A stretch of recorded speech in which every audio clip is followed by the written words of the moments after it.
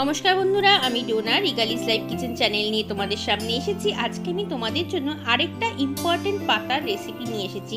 এই পাতাটির নাম কিন্তু থানকুনি পাতা। এটা কিন্তু আমাদের মধ্যে থেকে অনেকেই জানে, আবার অনেকে কিন্তু জানে না। যারা জানে না তাদের জন্য বলে রাখি, এই পাতাটার গুণ কিন্তু অনেক। যে কোনো প্রকার পেটের রোগের জন্য কিন্তু থানকুনি পাতার বিশেষ গুণ রয়েছে। এছাড়া আমাদের মুখে যদি ঘা হয়, সেই সময় যদি আমরা থানকুনি পাতা চিবিয়ে খাই তাহলে কিন্তু অনেকাংশে উপকার হয়। আর এই পাতার মধ্যে কিন্তু প্রচুর পরিমাণে ভিটামিন সি আছে।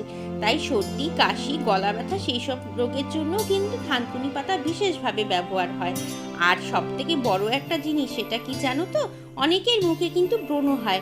এই থানকুনি পাতা খেলে কিন্তু বা থেতো করে যদি ব্রণের মুখে লাগাও তাহলে কিন্তু ব্রণ কমে যাবে।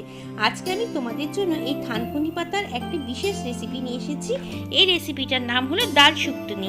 এই গরমকালে কিন্তু আমরা বিভিন্ন টাইপের শুক্তো খাই, তাই আজকে আমি তোমাদের জন্য ডাল শুক্তনি রেসিপি নিয়ে এসেছি। চলো তাহলে রান্নাঘরে গিয়ে শুরু করে দিই।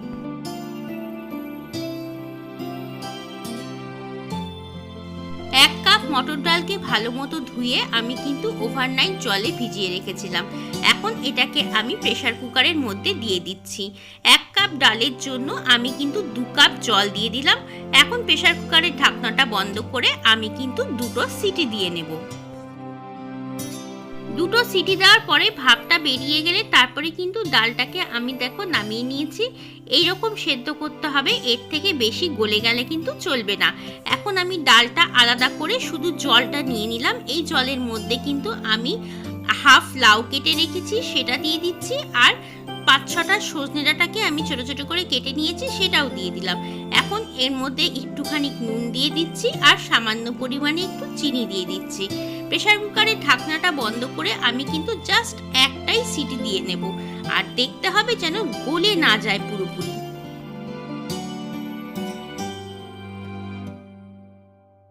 অপরদিকে গ্যাসে কড়াটা বসিয়ে দিয়েছি। কড়ার মধ্যে আমি 2 চামচের মতো সর্ষের তেল দিয়ে দিলাম। তেলটা ভালো মতো কিন্তু গরম করে নেব। এখন তেল গরম হয়ে গেছে অনেকটা। এর মধ্যে দিয়ে দিলাম একটা শুকনো লঙ্কা আর একটা তেজপাতা। এই দুটোকে 10 সেকেন্ডের মতো নাড়াচাড়া করে আমি এর মধ্যে দিচ্ছি মেথি, রাঁধুনি আর কালো সর্ষে। এই 3টে কিন্তু ফোড়ন হিসেবে ডাল শুক্তনিতে দিতেই হবে। দেখো, এটাকে কিন্তু 10 সেকেন্ডের মতো নাড়াচাড়া করে এর মধ্যে আমি করলা ছোট ছোট করে কেটে রেখেছিলাম, সেটাকে কিন্তু হলুদ আর লবণ মাখিয়ে রেখেছিলাম, সেটা এখন ভেজে নেব। আর তোমরা চাইলে কিন্তু করলাটা আগেও ভেজে নিতে পারো, পরে ফোড়ন দিতে পারো। আমি যেহেতু 2বার তেল ব্যবহার করব না, সেই জন্য একবারে ফোড়ন দিয়ে করলাটাকে ভেজে নিলাম। তাতে কিন্তু টেস্টের কোনোই হেরফের হবে না। তোমরা চাইলে সেটাও করতে পারো, অথবা করলা আগে ভেজে তুলে নিয়ে তারপরে কিন্তু ফোড়ন দিতে পারো। যে কোনো একভাবে করলেই কিন্তু চলবে। দেখো, আস্তে আস্তে কিন্তু করলাটা ভাজা হয়ে গেছে। আমি কিন্তু খুব বেশি পুড়িয়ে ফেলবো না, মোটামুটি ভাজা হয়ে গেলে তারপরে কিন্তু আমি এর মধ্যে 1 চামচেরও কম একটু আদা বাটা দিয়ে দিলাম। যেহেতু ডাল শুক্তনি, সেই জন্য কিন্তু আদা বাটা দিচ্ছি। আমি যে থানকুনি পাতাগুলোকে ভালো মতো ধুয়ে রেখেছিলাম, সেই থানকুনি পাতাগুলোকে এই সময় দিয়ে দিলাম। থানকুনি পাতা অ্যাড করার পরে কিন্তু খুব বেশি ভাজবে না, তাহলে কিন্তু এটার গুণাগুণ নষ্ট হয়ে যাবে। সেই জন্য সামান্য একটু নাড়াচাড়া করেই আমি কিন্তু এর মধ্যে সেদ্ধ করে রাখা ডালটাকে দিয়ে দেবো। এই দেখো, ভাজা কিন্তু প্রায় হয়ে গেছে। এর থেকে বেশি কিন্তু আমি 1 ফোঁটাও ভাজবো না। পাতার সবুজ সবুজ ভাবটা যাতে বজিয়ে থাকে সেই রকমই কিন্তু ভাজতে হবে। ডালটাকে আমি দিয়ে দিলাম।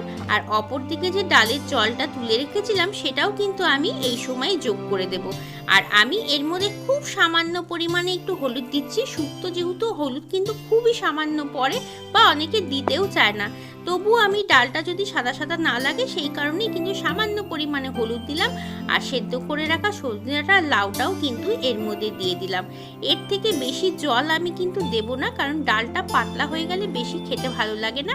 শুক্তো যখন একটু থকথকে ডালই কিন্তু ভালো লাগে খেতে। চলো, এবার আমরা এটাকে 5 মিনিটের জন্য ঢাকা দিয়ে রেখে দিই।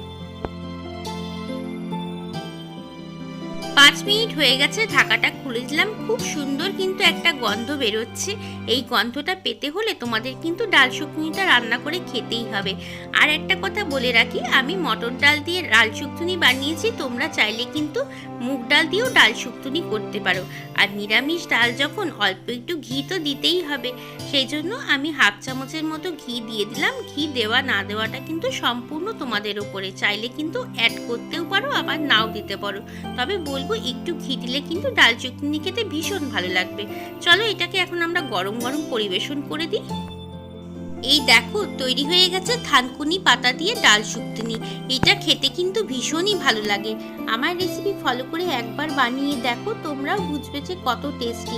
আর থানকুনি পাতার তো প্রচুর গুণ, সেটা তো বলে শেষ করা যাবে না। তোমাদের তো প্রথমেই বললাম, কারোর যদি পেটে রোগ থাকে, ঠান্ডা লাগার ধাঁচ থাকে, অথবা মুখে ব্রণ থাকে, বা তোমাদের মুখে যদি কোনো রকমের ক্ষত থাকে, তাহলে কিন্তু অবশ্যই আমি বলবো থানকুনি পাতা পাতে রাখতে।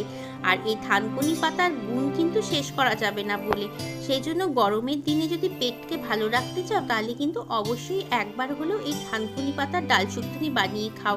আর আমাকে কিন্তু জানিও কেমন লাগলো রেসিপিটা। যদি ভালো লেগে থাকে তাহলে কিন্তু অবশ্যই লাইক, কমেন্ট, শেয়ার করো। আর যদি নতুন বন্ধু হয়ে থাকো, চ্যানেলটাকে কিন্তু সাবস্ক্রাইব করে নিও। চলো আজকের মতো তোমাদের কাছ থেকে বিদায় নিচ্ছি। আবার আসবো অন্যদিন অন্য একটা সুন্দর রেসিপি নিয়ে। ততক্ষণ সবাই ভালো থেকো এবং সবাইকে টাটা।